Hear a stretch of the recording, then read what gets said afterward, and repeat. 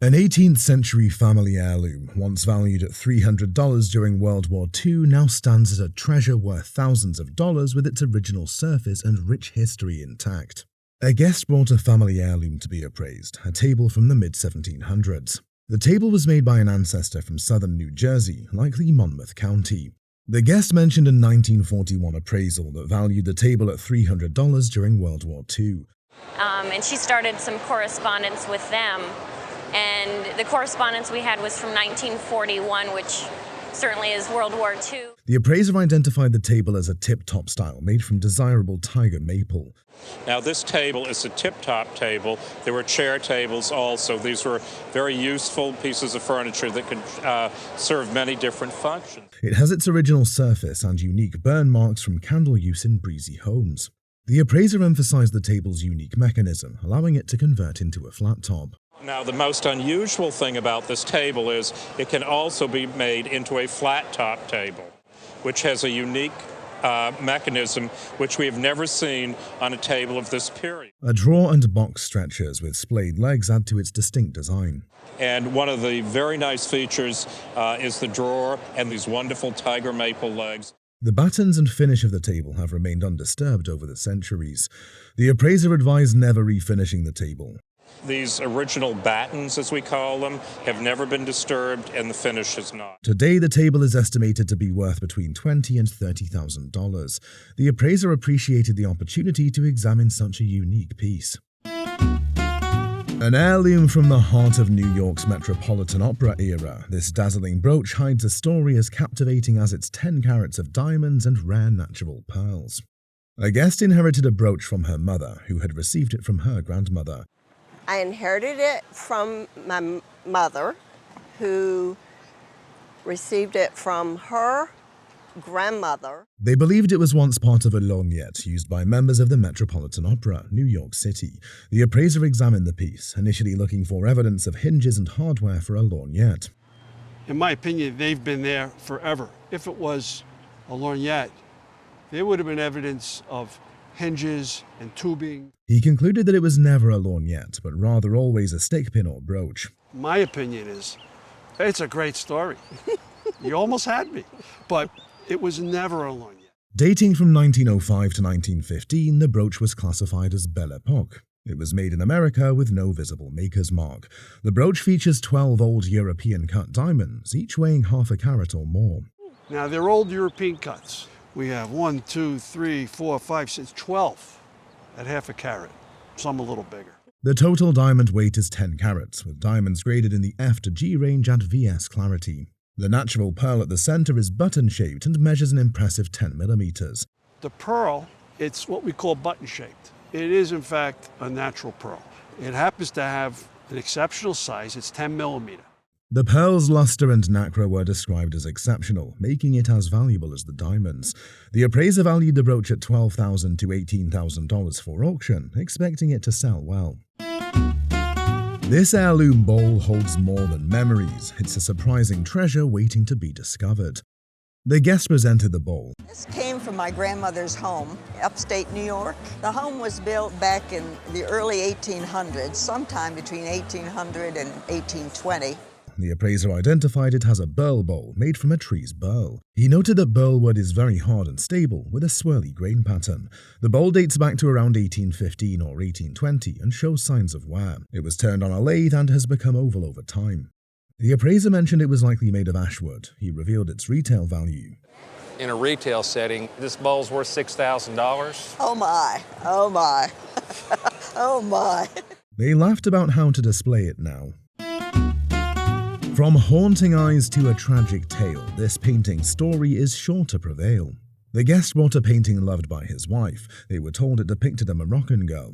My wife fell in love with that picture because of the haunting eyes of the subject, and she was told that it was the painting of a Moroccan girl. The appraiser explained that it is one of the most famous paintings in the world. He noted it is a copy of a painting by Guido Reni from around 1640 in Rome. The original was painted the night before Beatrice Cenci's execution.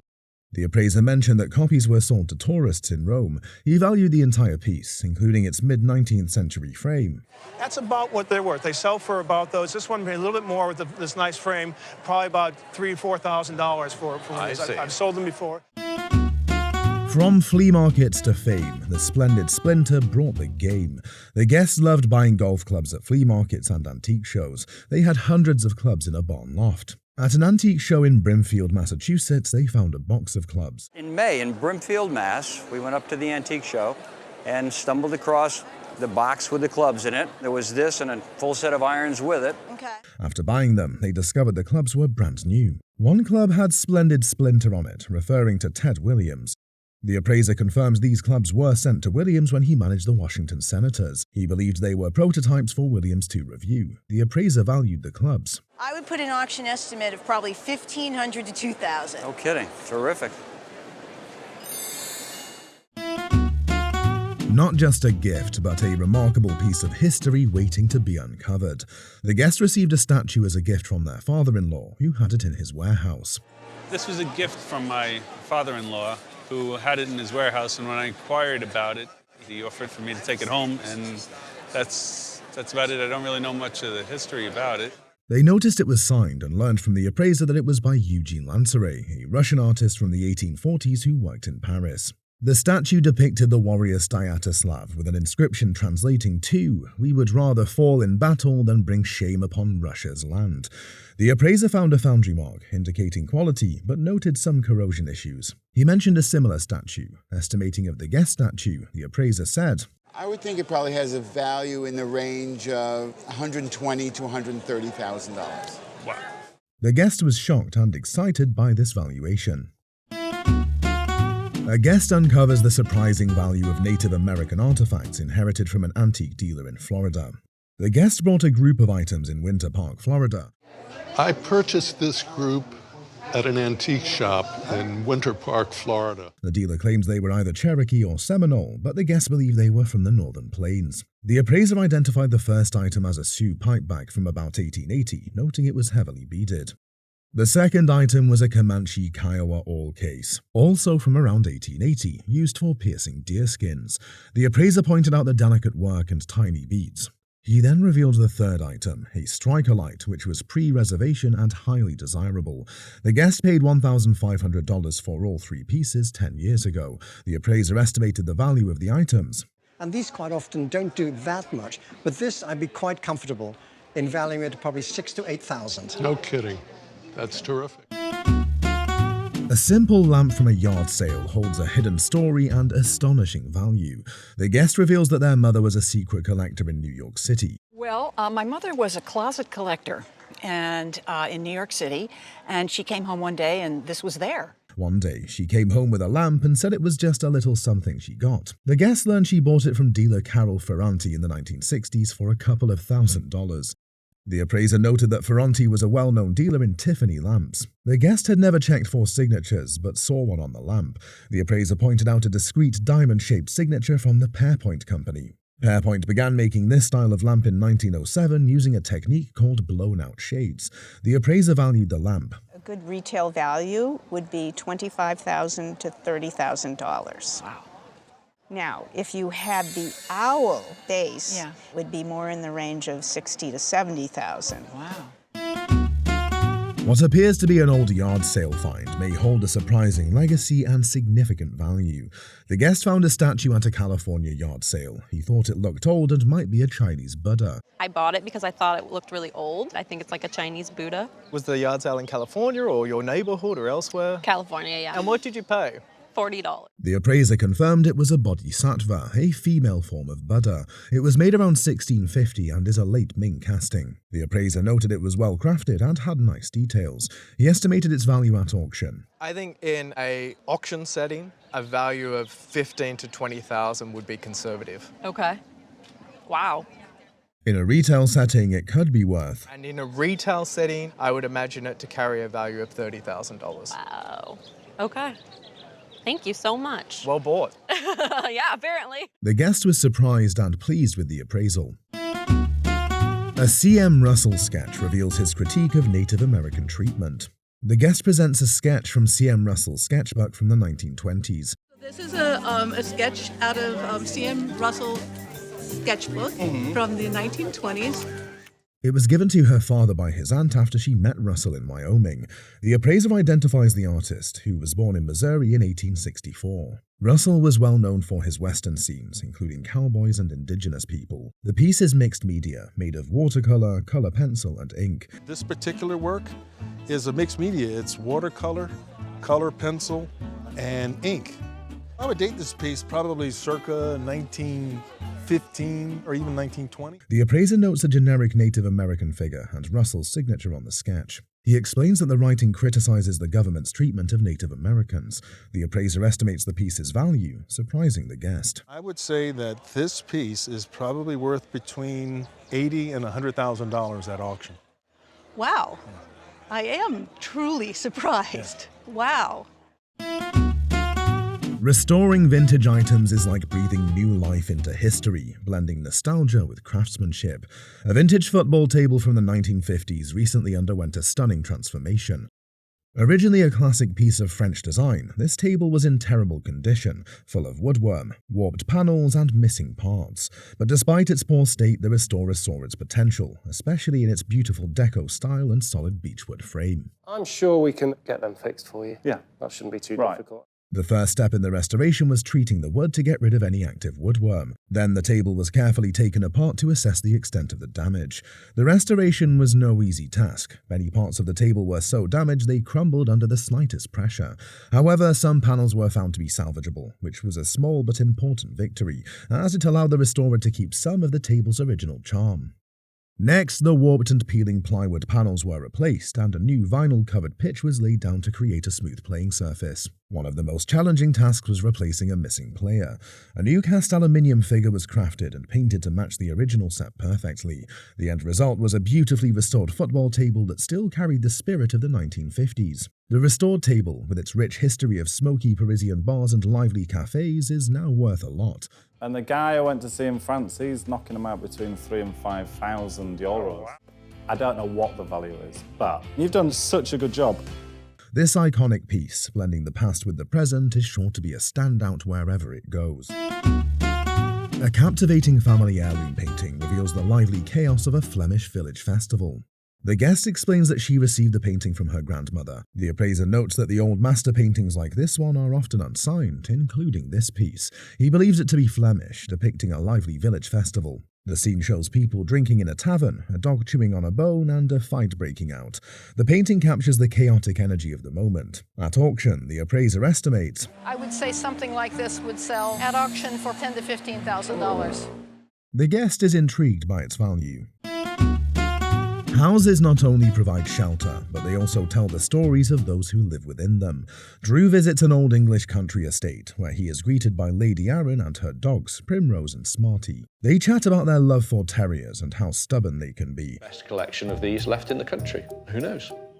I don't know anything more than that about them. Something I'd like to own. Lady Arran invites Drew inside, showing him the beautiful home that has been in her family for 661 years. The house was rebuilt after a fire in 1934, but it still retains its original charm. Drew admires the main dining room, which can seat 90 people and is licensed for weddings. He's impressed by the quality of the furniture, especially the fireplace that was saved from the fire. As they explore the outbuilding, they could be worth around £100 each. Drew finds old plaster tools used for making decorative designs. Although they could be worth money, he decides they should stay with the house because of their historical significance. In the old laundry room, Drew discovers a large marble pestle set in concrete. He thinks it could be a unique art piece, so he buys it. Lady Arran appreciates Drew's knowledge and finds him inspiring. Drew leaves with the pestle and a new admiration for the house. Now, if I take them out, they'll be sold to whoever pays the highest fee gets them. He is reminded of how special it is to live in a country with such rich history. The visit makes him happy to be part of it. A train set given to the guest's father on his first Christmas in 1930 is brought in for appraisal. The original boxes were also brought and have deteriorated due to age. It is a wonderful toy train set from standard gauge and was not bought for children but for parents. Well, it's a wonderful train which confirms the fact that most of these trains, especially from the standard gauge era, Standard gauge was an early railway and toy rail gauge introduced in the United States in 1906 by Lionel Corporation. It ran on a 3-rail track whose running rails were 53.975 millimeters apart. A lot of these trains survived in good condition because parents ran the train for their children and kept them back in their boxes afterwards. Trains are not only made out of heavy tin plate, but also cast white metal. The trains were made out of heavy tin plate and cast white metal, so it is quite unusual that these are in near perfect condition. The engine, known as 385E, is one of the corporation's more valuable engines and was very expensive at the time. Is one of their more deluxe engines, one of their more valuable ones. Very expensive in their day. Also, the color is lovely. Both the tender and freight are intact, with only the flags on the front of the train missing, which is expected. While these trains are not rare to find, this train set has a great engine, and thus would sell at an auction for. But this is a great engine, and the whole set together would easily bring $2,500 to $3,000 at auction. Wow. Cameron's neglected Porsche 928 faces rising restoration costs, threatening their restoration plans. Cameron's Porsche 928 had been neglected for over 5 years, leaving the leather interior dry, stiff, and deteriorated. Despite a decent paint job, the car was poorly reassembled and needed detailed care rather than a large budget. Drew aimed to buy it cheaply, considering it still had potential. However, the test drive revealed several non-functional features, including the air conditioning, fan, sunroof, windows, and power steering. Drew believes they could restore the car within budget after negotiating a lower purchase price. If you can come up, say, maybe make it 10.5, then, we're probably okay with 10.5. Thank you very much. Cheers. Thank you. He aimed to refurbish the seats within budget, but a botched repair increased the cost and affected the car's originality. Drew's hoping to refurbish the Porsche's distinctive 8-bar seats for under £1,000. But unfortunately, a previous owner has made a botched attempt at repairing some of those iconic seat inserts. Meanwhile, Paul discovered that a mouse had chewed through the wires, causing the electrical problems and adding significant repair costs. Despite it, Drew and Paul hoped to do the project within their £4,000 restoration budget. However, with mounting expenses, Drew began to doubt whether the car would be profitable. The restoration now faced higher costs due to the unexpected seat repair and extensive rewiring. They were determined to chase the problems, hoping to eventually turn the car into a great one, but its profitability remained uncertain. The guest brought in a negligee necklace she received about 15 years ago from her daughter's great-great-grandmother who lived in New York. A negligee is a necklace of fine links with parallel pendants suspended at different lengths, asymmetrically. This is a precious topaz. Okay. And we also have a peridot. On this necklace are 2 stones hanging asymmetrically from the top chain. One is a precious topaz and the other is a peridot suspended from 2 small red spinels. The spinel is a rare stone that owes its beautiful color to chromium, and the red ones are especially rare. At the top is a little heart-shaped cabochon sapphire. The negligee pendant was popular around 1890 to 1910 and was meant to be worn close to the neck for everyday purposes. It's a fitted box, and you can actually see the fitted area. It is in the original box, which adds to the value. These pendants have become more popular over the years, mainly because of the color combinations. A reasonable insurance and retail value for this lovely piece of jewelry would be around. I would say for insurance purposes, $10,000, we're right around $10,000. Wow. I had no idea. Yeah. Really, that's amazing. Transform a chipped mahogany drawer into a flawless finish with these easy tips. The presenter has a drawer with a chipped piece of mahogany veneer. They will demonstrate how to fix it by cutting a square patch, gluing it on, sanding it smooth, and refinishing it.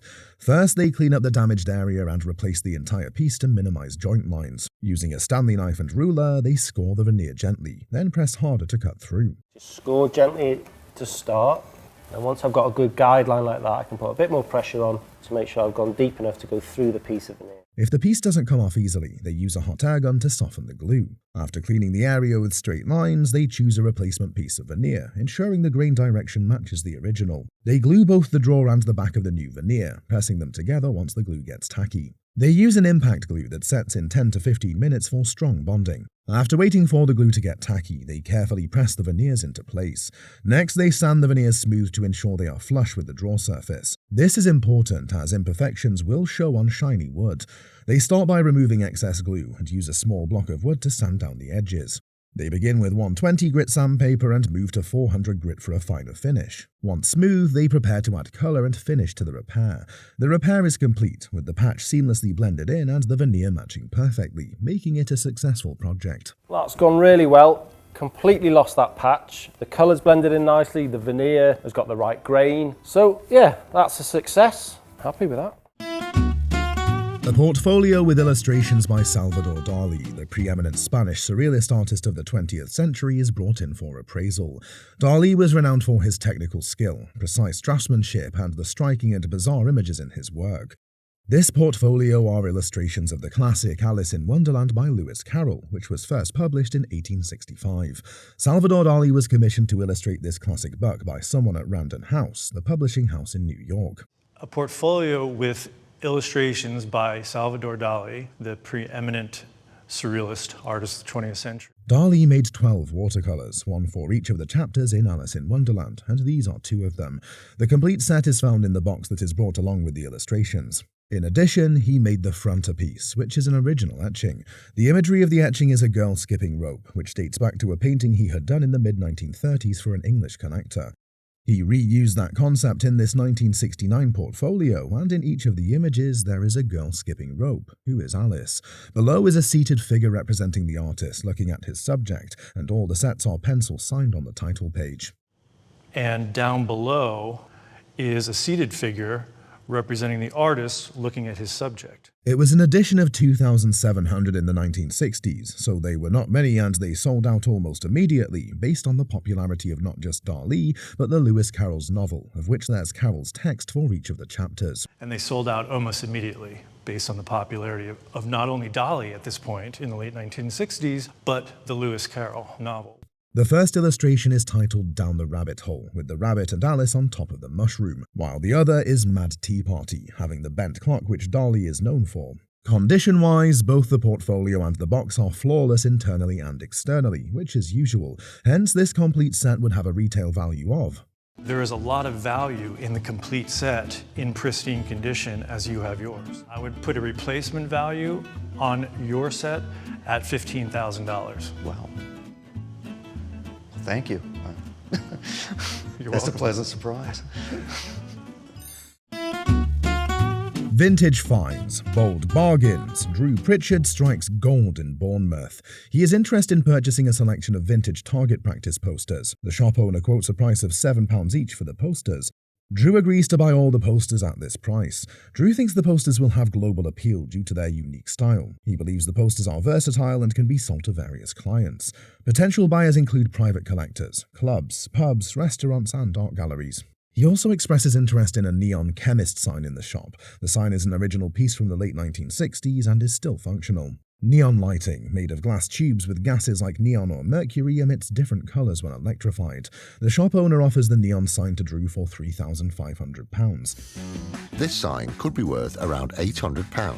Drew negotiates the price, but recognises the sign's potential value. He mentions that neon signs must be in perfect working order to sell well. Carl, Drew's associate, is tasked with restoring the neon sign to ensure it is safe and clean. Restoration involves careful handling to avoid damaging the fragile glass tubes. The neon sign is rewired and protective heat shrink is added to the cables. Carl uses a hairdryer instead of a blowtorch to prevent damage to the perspex. After restoration, Drew expects to sell the neon sign at a profit. Hey. Well, I didn't break it and it still works. That's always a good sign.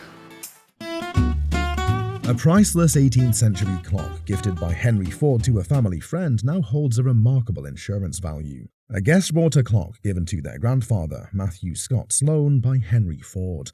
My mom gave it to me in the early 90s, and it was from her father, Matthew Scott Sloan. The clock was originally acquired at the Reif Snyder auction in the 1920s. In 1924, it was displayed at the Philadelphia Museum of Art. The clock dates back to circa 1795 to 1800 and was made by Daniel Rose of Reading, Pennsylvania. That this is a period and original clock, and it dates to circa 1795 to 1800. It features a mahogany appearance, though the wood is actually walnut with pine as the secondary wood. The dial was repainted at some point, and the original paint has been lost. If we look at the dial does not have the cracks in the paint that you would expect. This paint is perfectly smooth. The moon disc, however, still retains its original cracking, confirming its age. The dial was repainted by Benjamin Whitman, a dial painter from Reading. This paint has been redone. It also explains why it says Daniel Frost.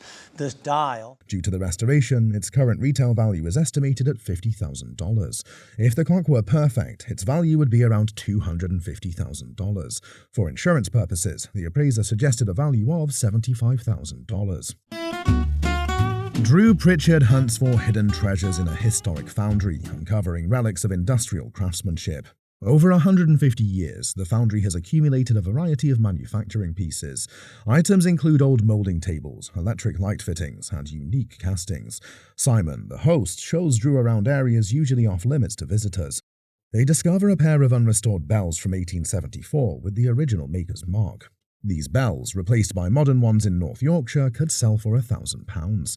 Drew negotiates a price and buys them for £600. He expresses interest in a bespoke wheel-making table, which is not for sale. Instead, Drew finds an old cast-iron mould for £150. The Foundry uses traditional methods for casting with imprints made in sand. Drew observes the process of liquid metal being poured into sand casings. He witnesses the moment the mould is broken open to reveal the casting. Drew is thrilled with the quality and detail of the finished castings. He appreciates the historical significance of the Foundry's artifacts. The visit concludes with Drew finding exceptional, one-of-a-kind pieces. When the lads broke open the mould and that ingot popped out, I was like, wow, look at this. It's 10 times better than I thought it was going to be. A $5,000 Jamie Wyeth study of Andy Warhol from 1976 is now valued at significantly more. The piece also highlights the remarkable artistic friendship between the two. A guest brought a 1976 portrait study of Andy Warhol, done by Jamie Wyeth. Well, I brought a portrait, a study done by Jamie Wyeth of Andy Warhol. The piece was part of an exhibition at the Coe-Kerr Gallery in New York City. Wyeth and Warhol had a unique friendship and painted each other's portraits.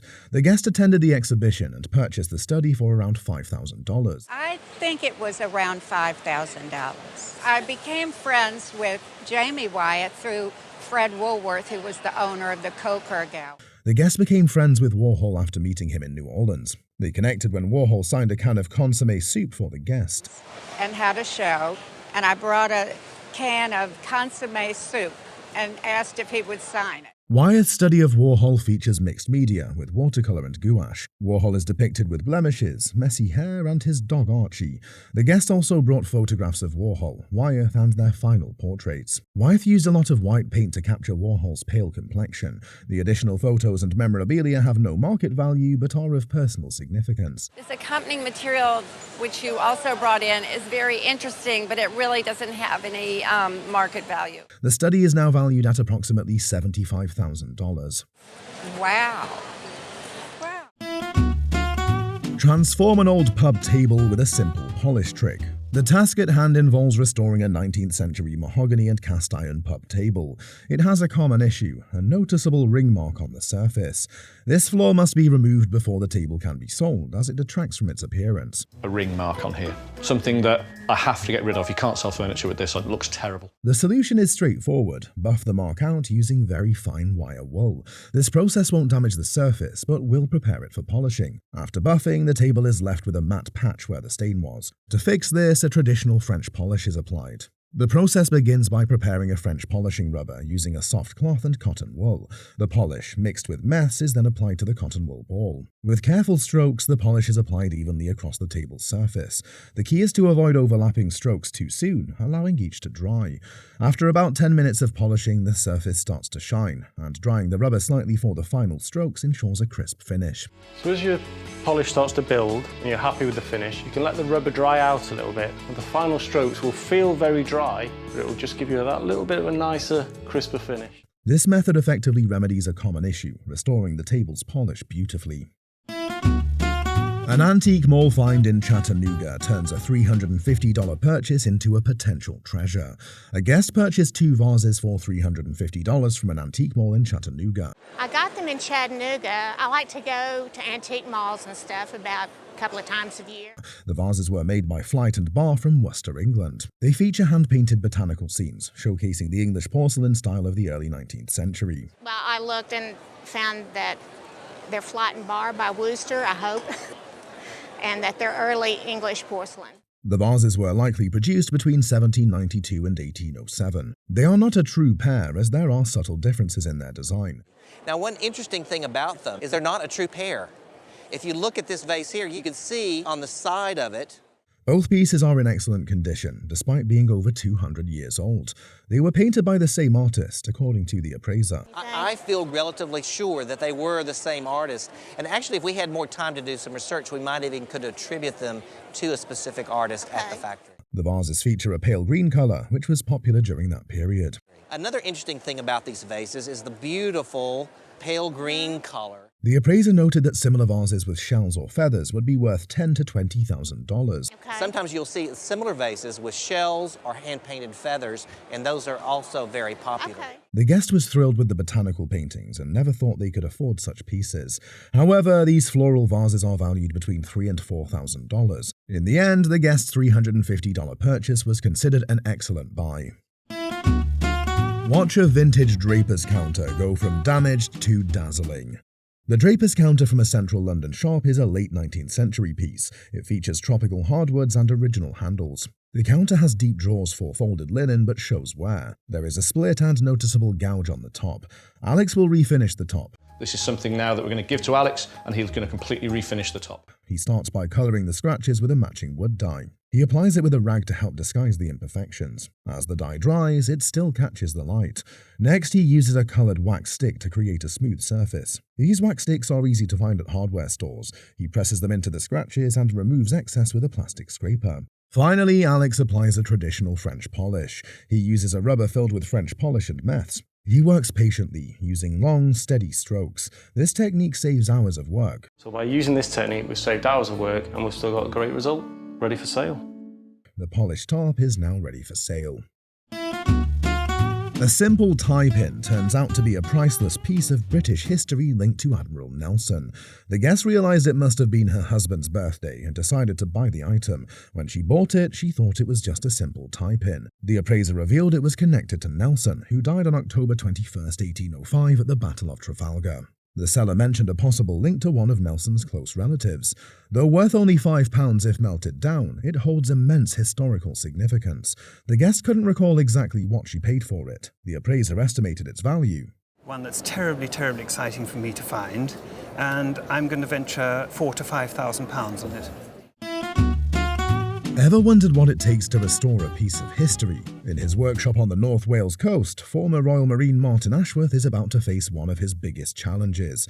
Antique dealer Mary Swallow arrives, known for her eye for the unusual. She often brings Martin intriguing projects. Speechless. So where did you find them? They're a client. Today, she hands Martin a pair of boots over 350 years old, an artifact from the English Civil War. These boots belong to a cavalry soldier. The historical weight of the moment isn't lost on Martin. The boots, handmade from durable boiled leather, have seen centuries of wear. They're in a fragile state. To Martin's horror, someone once attempted a crude repair with car filler, leaving the boots in even worse condition. But Martin is determined to restore them. First, he must undo the previous damage before breathing new life into them. Martin gets to work, and there are further signs that someone has tried to restore the boots before. To better understand their history, Martin travels south to the National Civil War Centre to meet expert Glenn Hughes.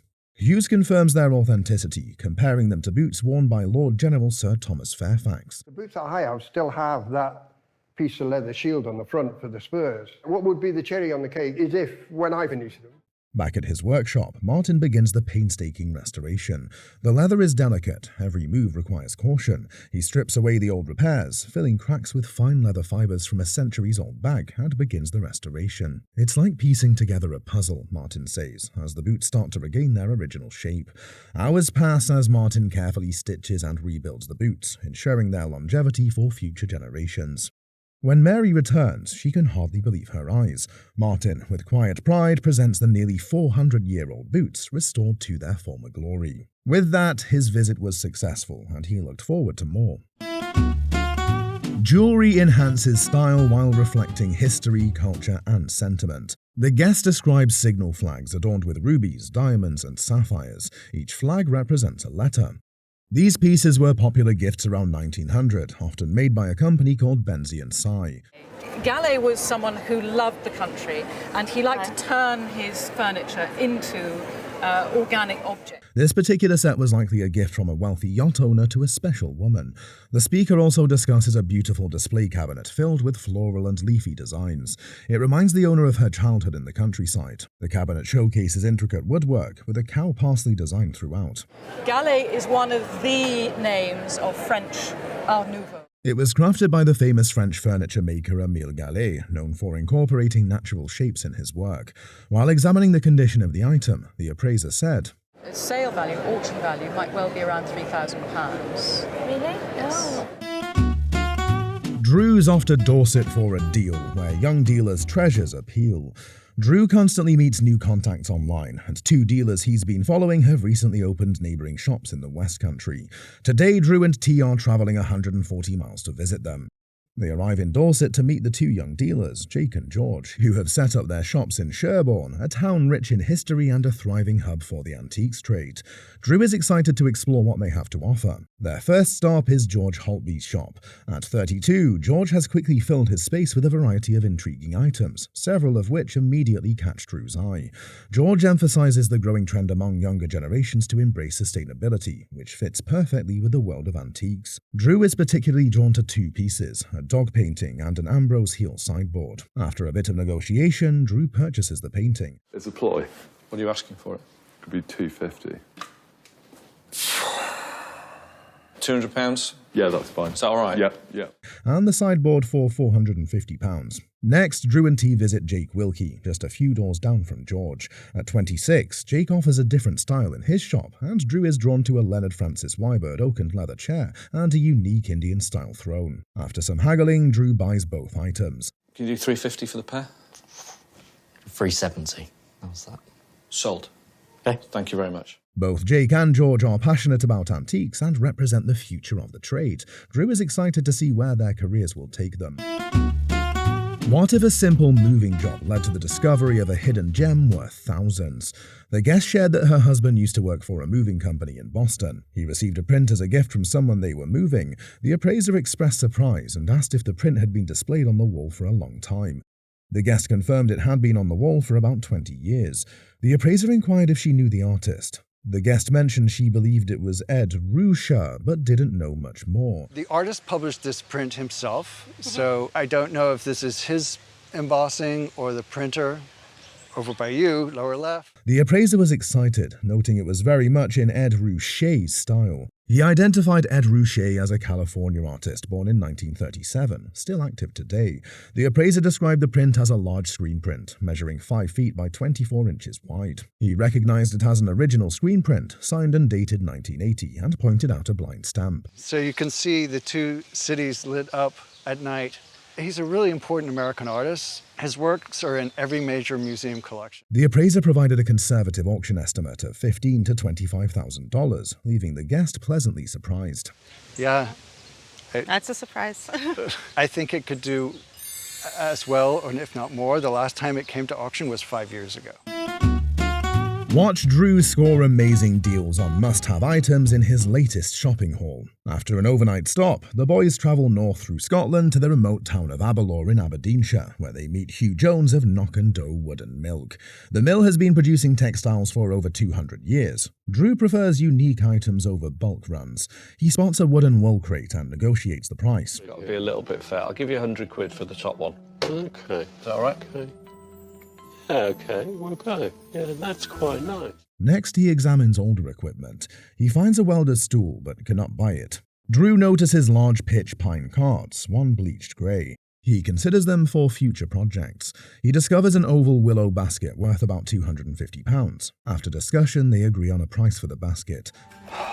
$140. Yeah, that's fair. Drew admires locally made scarves. He finds an apprentice piece from the Georgian period. Back in North Wales, he quickly sells a Glasgow easel. The wool crates from the mill have found new homes. Drew highlights the value of exploring lesser-known places. His trip is filled with unique treasures. Ice picks not only break ice for drinks, but also hold historical and artistic significance. A guest brought in an ice pick that their in-laws found at an estate sale for $45. The appraiser examined the item and identified it as a Gorham sterling silver polar bear ice pick. He stated that it dates back to the late 1800s. How much did they pay for it at the estate sale? $45. Instead of a matching punch bowl, it actually pairs with an ice bowl. It may also come with some tongs and spoons. Gorham started making these in about 1870, and they made them until about 1880. The appraiser had never seen an ice pick like this before. They explained that Gorham made these items between 1870 and the 1880s. The ice pick had special stamps that helped date it to around 1870. While examining the condition of the item, the appraiser said, Retail value, $4,500. Oh my gosh, that's incredible. What if a cherished family heirloom turned out to be a rare piece of history worth a small fortune? The guest presented a Sharps & Hankins Civil War rifle. He noted its 32 3/4-inch barrel and hexagon bore. The guest mentioned that the serial number was located on the rifle, indicating its significance. The appraiser examined the number and explained its importance for the firearm's value. He highlighted that the serial number was consistent across the other parts of the gun. This rifle was a .52 caliber model and was the very first one produced by Sharps & Hankins. In 1862, Sharps & Hankins produced a total of 8,000 of these guns, but only one could bear the number 1. The appraiser noted the beautiful Sharps mark and factory engraving, indicating it was a special gun. He explained that the barrel was the longer version, later modified for regular production. The appraiser described how the rifle loaded by sliding the whole barrel forward for easier cartridge insertion. He pointed out that the rifle had an iron butt plate, while later models used brass. The appraiser identified a small lever as a safety mechanism, one of the first functional designs. The appraiser estimated the rifle would retail for about $10,000, noting its historical significance. Drew finds himself in Scotland, exploring Tom Corrie's lifetime collection of treasures. Every inch of the place is filled with teak furniture and fascinating curiosities. His first big find is a 19th century gaming table by Hald & Sons. It's priced at £400, and Drew is already imagining it refurbished with red baize. Craig will go over the top again with a baize, and I think I don't want to put red baize, I don't want to put green baize on it. Once restored, it could easily sell for £1,000. Next, he discovers a Sussex armchair by Philip Webb and William Morris. The chair's original paint and rush seat are in perfect condition. He negotiates the price down to £175, but its value could reach £1,000. Everything about it is fabulous. You can walk all the way around the chair, it's perfect at any angle. Drew continues his search through a shed packed with vintage items. He finds a pre-war International W14 tractor buried deep inside. It'll be a challenge to retrieve, but Drew's eager to take a closer look. There's also a German jerry can left from the war, a rare piece with historical value. Tom is attached to many items, making negotiations tricky. Drew is persistent and knows that each piece has a story to tell. An old clock catches Drew's eye, and even Tom isn't ready to part with it. Drew's keen eye and love for quirky items keep him searching. With so many treasures, this trip could turn out to be a goldmine. Art not only captures emotions, but also reflects society and history. A guest found a piece of art at a garage sale over 15 years ago. It was on the wall and caught their eye, but it was priced at several $100s. Karl Liebknecht was one of the leaders of the working class revolt, which was put down at the end of 1918. After thinking it over, they went back with their son, who loved art. The seller warmed up to them and sold it for just $100. And this is Karl Liebknecht at his home, laid out before his burial. The appraiser confirmed it was made by Käthe Kollwitz, a famous German artist known for her important prints. Kollwitz was born to a fairly humble family. This artwork is a memorial for Karl Liebknecht, a leader who was killed in 1919. While examining the condition of the piece, the appraiser said, I would put an auction estimate on it of $8,000 to $12,000. Yeah. So that was a good find at the garage sale. Yeah. Drew steps into a former Apple store, now an eclectic space filled with carefully curated treasures. First, he spots a striking 200-year-old Windsor stickback chair, priced at £680. Its rustic repairs and beautiful form catch his eye, and with sympathetic restoration, it could be worth up to £850. Despite a few imperfections, Drew can't resist its timeless charm. Its form is very beautiful, and they usually are, but this one's just a little bit better. The way the arms come out just a little bit more is nice. Next, a large French bowl from around 1900 draws his attention. The bowl, with its lovely rivets and weathered glaze, is a steal at £140. Originally used in dairy work, it's a practical yet stylish piece, perfect for any kitchen. Drew then discovers a quirky altar table from a Masonic lodge, complete with a sign that reads, "Do not use." It's a foldable piece, practical for parties or wallpapering. Absolutely nothing going for it, apart from altar table, please do not use. That's done. That just makes it. That's the whole thing. It is likely from the World War II era, adding a historical touch. After a quick negotiation, Drew seals the deal at £125. Each item tells a story unique on its own. The Windsor chair, shaped by centuries of use, the French bowl with its rustic functional beauty, and the altar table steeped in social history. Drew's finds aren't just purchases, they're connections to the past, with every piece holding immense character and charm. With estimated values rising, it's clear these treasures will not only make a profit, but also bring rich history into their next home. A royal brooch with gems so grand from Tsar Nicholas's gifted hand. The speaker's great-grandfather was a chef to Edward II and Queen Victoria. Some of the items were gifts from European royalty. One piece was reportedly given by Tsar Nicholas II. The item is identified as a Fabergé brooch. It features two colors of gold, a diamond bow and the Romanov crown set with diamonds and pearls. The workmaster's initials confirm its authenticity. The estimated value is... Now, as for value, it's £15,000. My dear chap. It's wonderful. Coppersmith Ted Edley embarks on the restoration of a vintage K6 telephone box, turning a worn-out relic into a stylish garden feature. The K6, designed by renowned architect Sir Giles Gilbert Scott in 1935, is considered a design icon, with over 60,000 kiosks installed across the UK. Ted's goal is to restore the telephone box to its former charm, blending historical significance with aesthetic appeal. The restoration begins with the challenging task of removing the door. The biggest challenge with this is the sheer size of it. It won't sit in my workshop, I just haven't got the headroom for it. Which has been stuck in place for years. After struggling with the brass hinges, Ted successfully detaches the heavy door and removes the damper arm, pleased with its spring. My first job is get the door off. I'm not holding my breath for getting the hinges undone. They've been in there a little while, so gentle persuasion. He then cuts 8 strips for the door frames, using an industrial guillotine and a folding machine to shape the pieces with precision. Ted miters and welds the corners to create the frame structure, showcasing his craftsmanship. After preparing the frame, a protective primer is applied to the cast iron body to prevent rust. I'm going to prime it, and before the primer's started to dry, I'm going to go straight over the top with the colour. It's wet on wet, so let's get some paint on it. The box is painted in an authentic maroon colour, reminiscent of the pre-war era. Ted replaces the broken glass pieces and installs a new backboard to capture the 1930s to 1950s vibe. His attention to detail and dedication breathe new life into the once tired telephone box. The result is a vintage K6 transformed into a stylish garden feature, blending history and charm. The project highlights the craftsmanship required to restore such an iconic piece. The maroon colour and 1930s-inspired interior design enhance the box's vintage appeal. This restored telephone box is now a sought-after classic among collectors. Ted's meticulous work preserves historical integrity while giving it modern relevance. The final product stands as both a functional garden feature and a symbol of timeless design. Drew and his team visit Plas Glenifon, a grand neoclassical mansion in Wales in search of hidden antiques. The property, built in the 1800s and set in 700 acres of gardens, has fallen on hard times and is undergoing renovations. Drew is eager to explore the house and grounds, hoping to find valuable items. This is how we find things. This stuff does not magic itself out of the ground. You have to go and put the work in.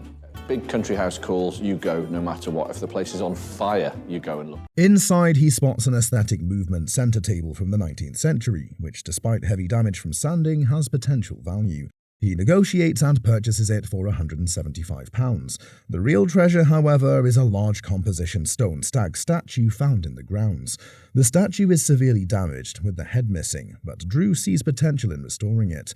Despite the risks, he takes a gamble and buys it for £500, knowing restoration costs could run high. Drew believes the statue dates back to the house's original construction, making it historically significant. But at 500 quid, if we can get it on the back of a trailer, I'll take it. Okay. Done. Deal? Yeah, deal. The restoration will require stabilising the composition stone, but Drew feels it's worth saving. He also finds a modern Diana the Huntress statue, which, though not original, is well modelled and worth around £2,000. He buys it for £950, asking the team to bring it to the yard for collection. £950. £950, done. Okay. We'll have it. But you will have to get it onto the yard for me. We'll get it down. Yeah? Yep. The visit proves challenging as many items in the house are reproductions or poor quality, but Drew remains pleased with the few valuable finds. The Stag statue, in particular, represents a rare remnant of the estate's original grandeur. Drew's knowledge and persistence pay off as he leaves with valuable items for restoration and resale. These pieces will add both character and history to his collection.